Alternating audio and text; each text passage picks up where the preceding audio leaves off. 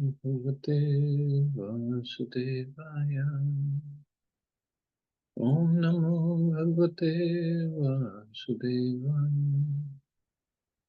Narayanam Namaskritya Naram Chaiva Narottamam Devim Saraswatim Vyasam Tato Jayamudire Nashtapraisha Bhadreshu Nityam Bhagavata Sevaya Bhagavati Uttam Shloke Bhaktir Bhavati Naistike. So continuing with the discussion on Srila Prabhupada Lilamrita by Satguru Das Goswami, Volume 3. Only he could lead them. San Francisco, India, 1967. Chapter 24th, New Jagannath Puri.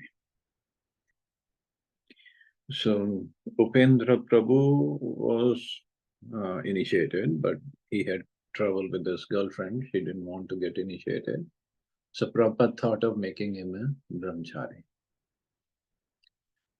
So we studied a little bit yesterday. Let's study more. And in America, the situation was, of course, much worse. Srimad Bhagavatam tells of a young Brahmin, Ajamil, who fell from spiritual life because he had seen a drunken man embracing a half-naked prostitute. And in America, to see a half-naked prostitute in public was not uncommon. As soon as a brahmachari walked out on the street, he would confront so many allurements. But Prabhupada was convinced that brahmacharis could protect themselves, even in America, if they regularly chanted Hare Krishna and sincerely tried to follow the rules and regulations. Krishna would protect them. Prabhupada had decided to ask Upendra to come and live with him as his personal servant. Prabhupada's former servant, Ranchod, had recently left his position. Although supposedly a brahmachari, he had never been a serious brahmachari. He had even seduced one of the young women devotees in New York. Prabhupada had found out and had asked the girl why she had indulged in sex with Ranchod if she wasn't planning to marry him. Prabhupada's why had so disarmed the girl that she had been unable to answer. Prabhupada had admonished her, "You girls should not make yourselves so cheap," and had given Ranchod another chance. But Ranchod never became serious. After playing the drums during the big kirtan at the Avalon ballroom, Ranchod had become fascinated with the dance hall. He would sneak out from his service, lie to Prabhupada about his absence, and go looking for girls at the Avalon. One day he never returned. As one of the devotees reported to Prabhupada, he just disappeared into the strobe lights. Ranchod did come back once to ask Prabhupada for money so that he could return to his home in New York. See, even these things Prabhupada had to deal with. It's not easy. It's not just, okay, just chant 16 rounds and we'll be fine.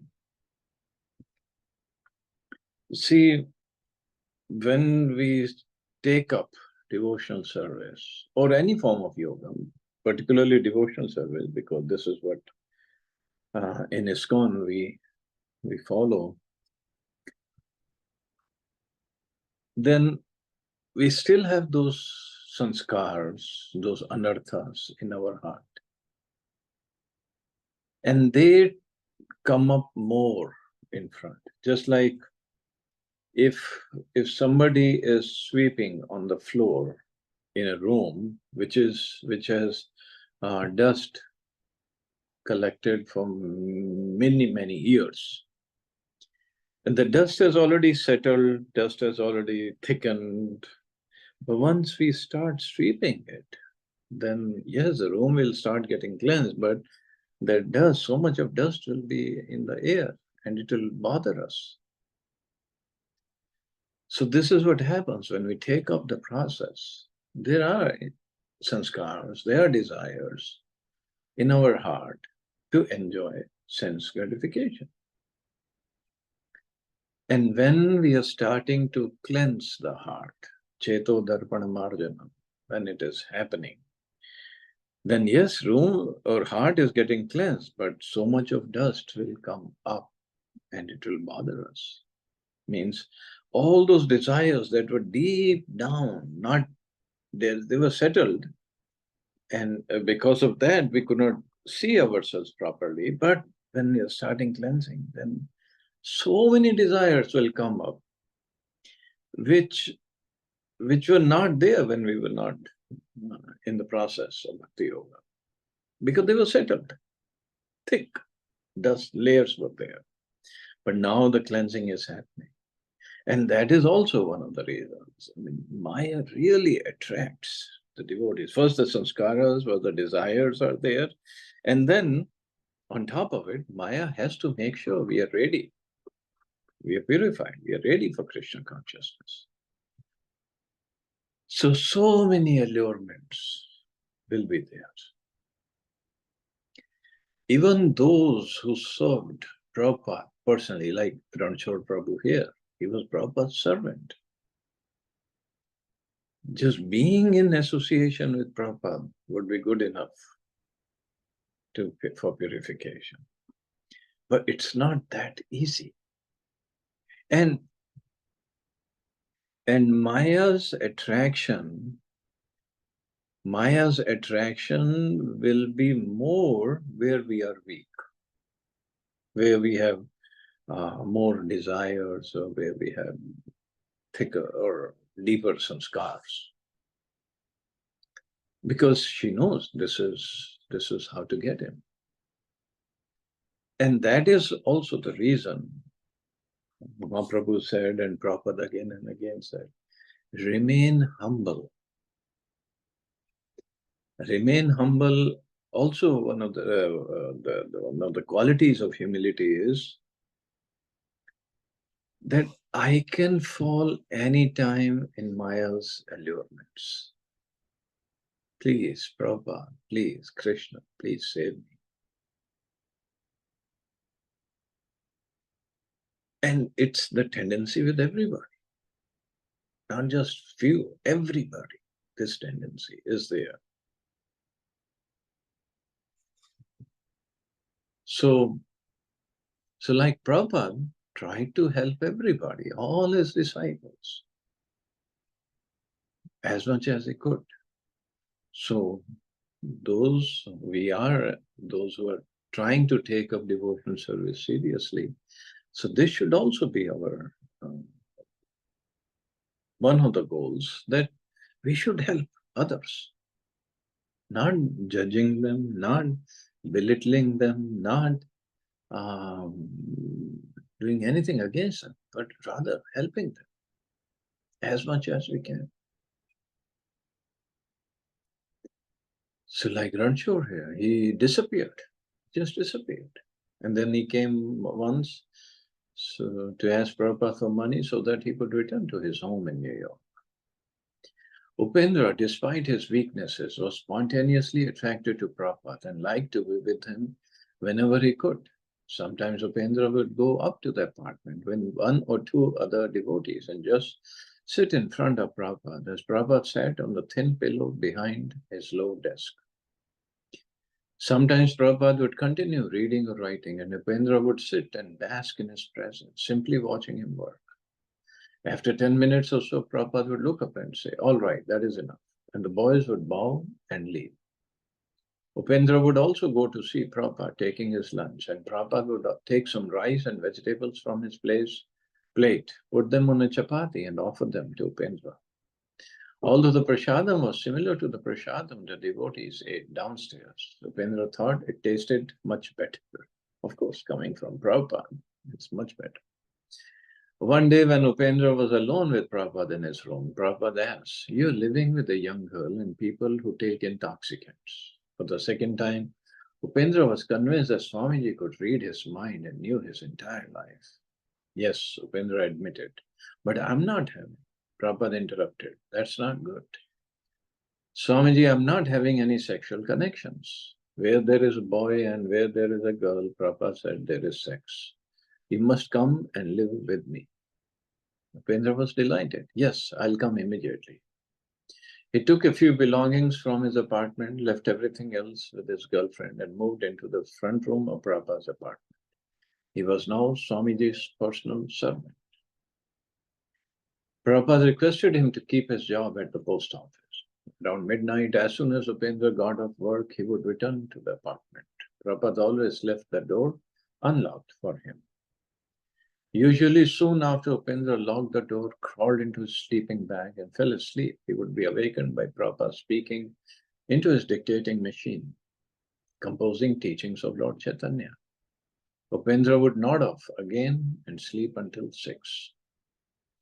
Upendra relished this close association with his spiritual master and became always cheerful. I just want to be Swamiji's dog, he would often tell the other devotees. One time Upendra was reading to himself from Srimad Bhagavatam. The whole subject matter is so presented through the lips of Srila Shukdev Goswami that any sincere audience who will lend his ear submissively to this message of the transcendental world will at once relish the transcendental mellows distinguished from the perverted mellows of the material world. The ripened fruit is not dropped all of a sudden from the highest planet of Krishna Loka, but it has come down carefully, being handled by the chain of disciplic succession without any change or disturbance in the formation of the soft and ripened fruit. You don't have any questions? Prabhupada asked. Upendra looked up from the book. No, Swamiji, I accept everything you say. Prabhupada began rocking strongly in his rocking chair and smiled as Upendra kept reading. Then Prabhupada taught Upendra the proper way to hold a book while reading, with the palms of both hands up and off the lap. This advice gave Upendra great enthusiasm to please his spiritual master by reading his books. Upendra was still bothered by sexual desires. He thought that maybe he should get married, but he was confused about what a Krishna-conscious marriage was supposed to be. How could you be married? He puzzled. If you don't love the girl you want to marry, and how could you love her without having sex with her? He wanted to ask Swamiji about this, but he kept it to himself, waiting for an opportunity and for the courage. Then one day he entered Prabhupada's room as Prabhupada paced back and forth from one end of the room with his 3 large bay windows overlooking Frederick Street to the other end where his rocking chair sat. Now Upendra decided he could ask his question. Swamiji, he began, may I ask you a question? Yes, Srila Prabhupada replied, stopping his pacing. If a boy is separate from a girl, then how can he learn to love her? Prabhupada began to walk back and forth again, chanting on his beats. After a moment, he turned and said softly, love is for Krishna. And he walked towards the window and looked down at the street below. You want a girl? Pick one. He pointed towards some woman passing on the street. There is no love in this material world, he said. Love is for Krishna. Gradually, under Srila Prabhupada's pure influence, Upendra began to feel less agitated by sexual demands. He came to understand that he was not a material body, but a spiritual soul. That the soul's eternal nature was to love Krishna, and that for a pure devotee, for Swamiji, love was for Krishna.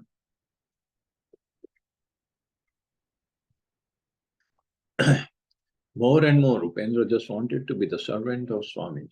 He thought of what foods to buy for him and how to make things comfortable for him. It was in this mood of wanting to serve Swamiji that Upendra visited the psychedelic shop one day. He had heard that they had recently received some prints from India, so he went in and browsed through the prints, picked out some pictures of Lord Krishna and took them to Swamiji. In Prabhupada's room, along with other devotees, Upendra unrolled the prints one by one on Prabhupada's desk, waiting to see Prabhupada's response. As Upendra watched, it seemed to him that Swamiji was looking at photos of his personal friend. He was pleased with the picture. Haigreve commented that the religious art of Indian prints was a bit garish, but Prabhupada explained that the technique didn't matter. The important thing was that the pictures were of Krishna and were executed according to Vedic description. For the devotee, they were beautiful. They were non-different from Krishna. Prabhupada selected as his favorite a picture of Lord Krishna standing and playing his flute in the moonlight, the river Yamuna flowing by. In this picture, Krishna was known as Govinda. Prabhupada held the picture up and quoted a verse. Meram bhangi traye parichitam shachi vistirna drishtim. Vanshi nyastadhar kishalayam ujvalam chandrakena. Govinda khyam haritanumita keshi tirtho pakanthe ma prekshitastav yadi sakhe bandhu sange astira. He then took a sheet of paper and began writing, while the devotees watched him intently, listening to the scratching of the pen on the page. Then he read aloud, "My dear friend, if you still have an inclination to enjoy material life, society, friendship, and love, then please do not see the boy named Govinda, who is standing in a three-curved way, smiling and skillfully playing on his flute, his lips brightened by the full moonshine. Yamuna, you can write this nicely." Prabhupada knew that Yamuna was a trained calligrapher. He asked her to print the words and display it, along with the picture by his sitting place in the temple. He wanted to be able to look at it during kirtans. Upendra thought and prayed, "If I can just fix myself steadily in serving Swamiji, who has such love for Krishna, then I too will become transcendental." He felt that since it was not possible for him to see Govinda the way Swamiji saw him, he should serve Swamiji, the pure devotee of Govinda, and in that way become pure. I just want to become Swamiji's dog," Upendra said as he left the apartment. In New York, the boys had their orders from Prabhupada not to give any more money to Mr. Price unless there was a purchase contract. Prabhupada still wanted the building. He had written to Brahmananda on March 4th, "I hope when I go to New York next, I shall enter the new house forthwith." And he had written right now on March 7th, "I'm very glad to learn that Brahmananda, yourself, and all others have the transcendental courage to take all risks for Krishna, and this act will enhance your glory in Krishna consciousness." But he wanted them not to be cheated by false promises.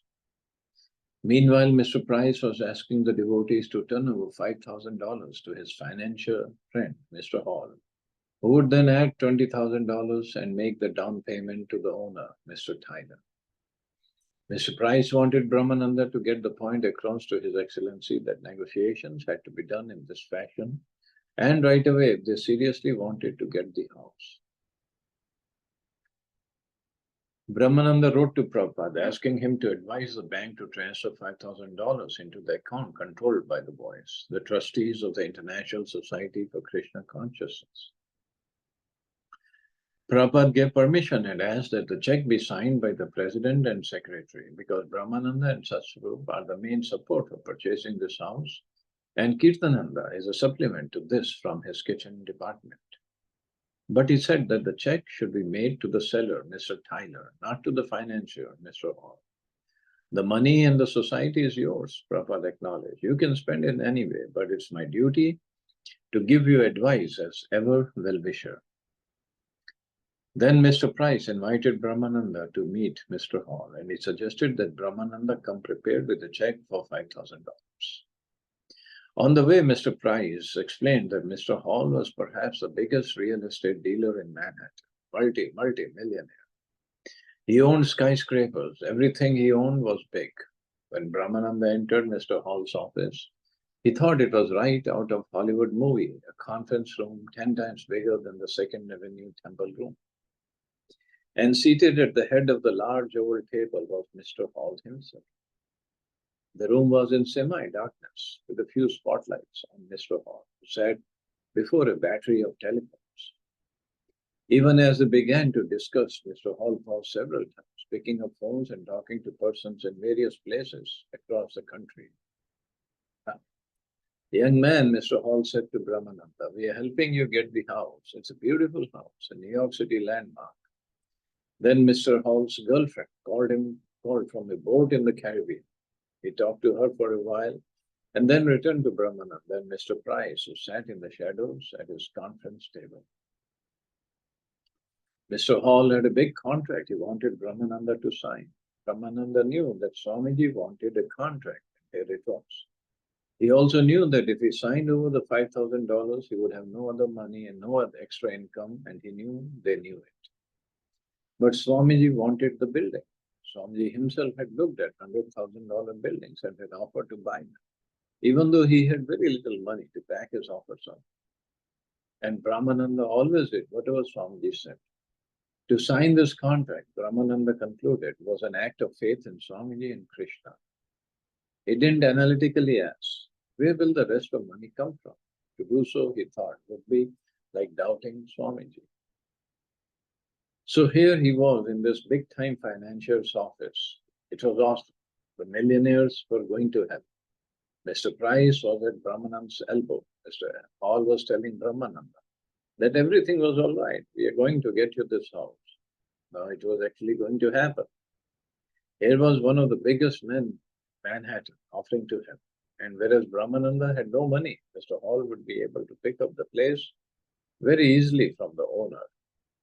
Glancing quickly over the contract, Brahmananda signed. It was a deal, and he gave them the check for $5,000.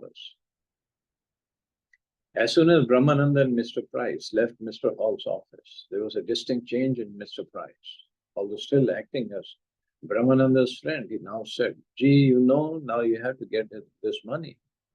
As they walked together on the uptown streets, Mr. Price cheerfully pushed the whole thing onto Brahmananda. That was a change. Before, Mr. Price had been saying that he and Mr. Hall were going to do it, and now he said it was all up to the devotees. Brahmananda asked about the legal position. Mr. Price explained that only the Krishna society was bound. But what about the promises?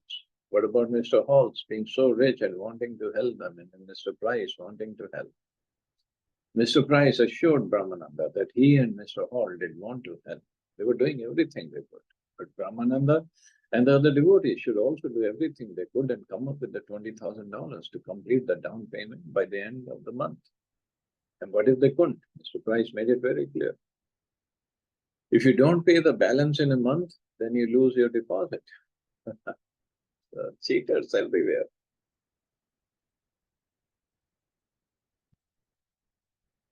By the time Brahmananda reached 26 Second Avenue, he realized he had been cheated. He was crushed.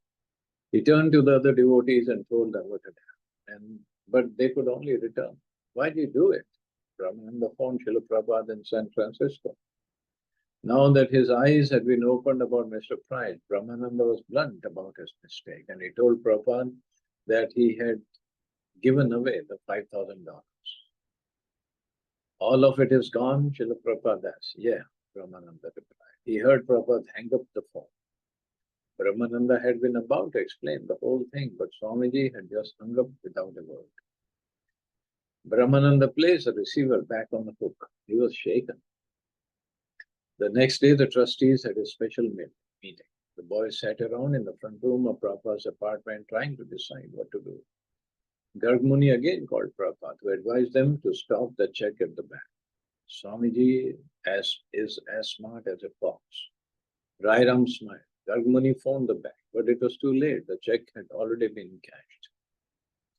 They consulted Mr. Goldsmith, a friendly lawyer. He said it sounded like a weak legal case. Price and Hall hadn't legally bound themselves to pay anything if the devotees failed to pay. And if the devotees couldn't pay the $20,000 balance by the end of the month, they would lose their $5,000 deposit. They could sue for fraud, but court fees would be costly. Then one by one, Brahmananda, Satsarup, Kirtananda, Rai Ram, Garg Muni, and the other devotees began to look at the letters from Prabhupada and discuss how he had warned them to avoid being cheated. Their greatest blunder, they began to realize, was disobeying his instructions. He had told them not to trust the promises of these businessmen, and he had told them that the check should be made only to the owner, not to the financier. Within a few days, further instructions from the spiritual master came in the mail. There were admonishments, but hearing from him, even if he was chastising them, was better than the pain of his hanging up the phone without a word. But you have not followed my instructions, and now you are in trouble, he wrote to the boys. He wrote Rai Ram. You're all foolish boys. I repeatedly warned you, even at the last point, that we should not pay the check unless there was agreement between Mr. Tyler and Mr. Hall. The agreement was signed like a marriage ceremony without the presence of the bridegroom.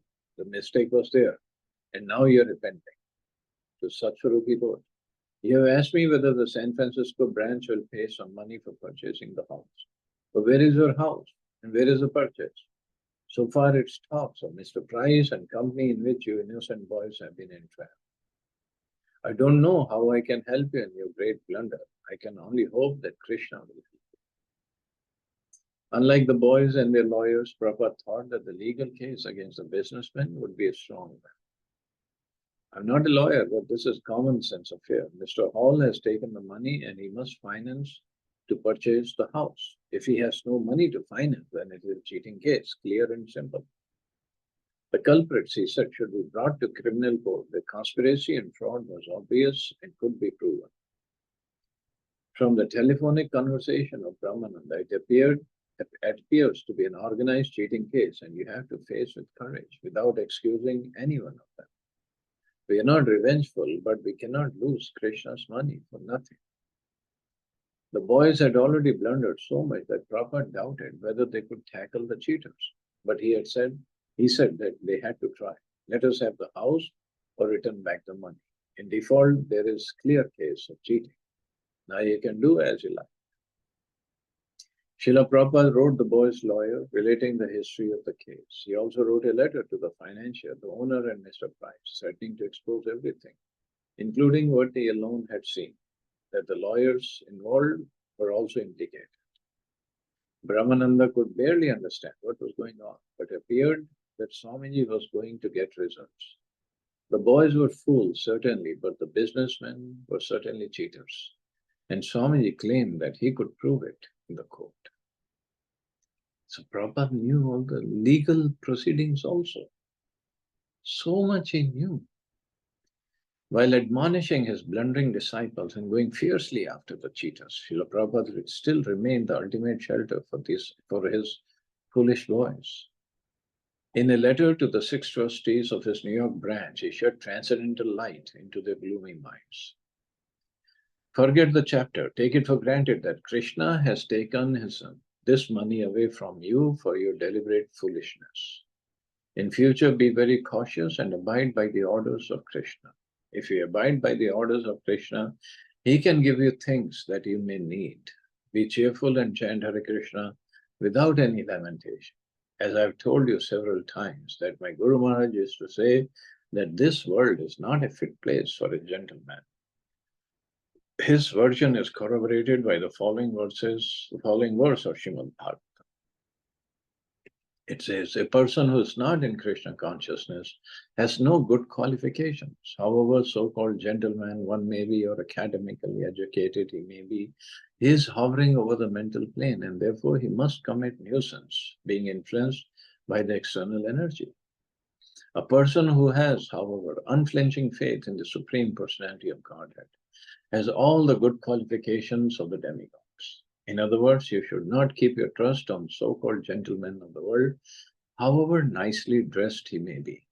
In the matter of discharging our mission of Krishna consciousness, we have to meet so many so-called gentlemen, but we must always be very cautious for dealing with them as we are cautious in dealing with serpents.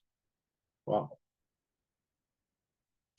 Now more than ever, the boys in New York wanted Swamiji to come back. Although most of the talk in the temple was still about real estate. They were holding regular kirtan and lecture programs, and 2 new boys had joined. Jadurani had finished some new paintings of Lord Vishnu, which now hung in the temple, and she was waiting anxiously for Swamiji to come and see them. Some devotees had made a new speaker's seat in the temple for Swamiji. They knew they were fools, but they asked him, please, to come back.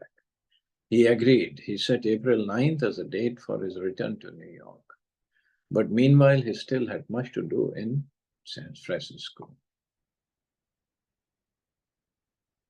Okay, so many things going on between San Francisco and New York. It's a huge distance away. One is on East Coast, one on West Coast of America. But still, Prabhupada is trying to communicate, trying to coordinate everything. And guide this new fledgling devotees. Very tough. But anyway, we can stop here and tomorrow we pick up something more exciting. See, anybody has any questions or comments?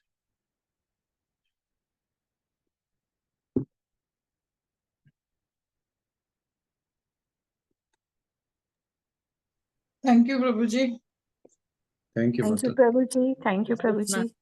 Thank you. Only 3 of us were there. Great, wonderful day. Hare Hai Krishna. hai. Jai Srila Prabhupada. Hare Krishna, Prabhuji.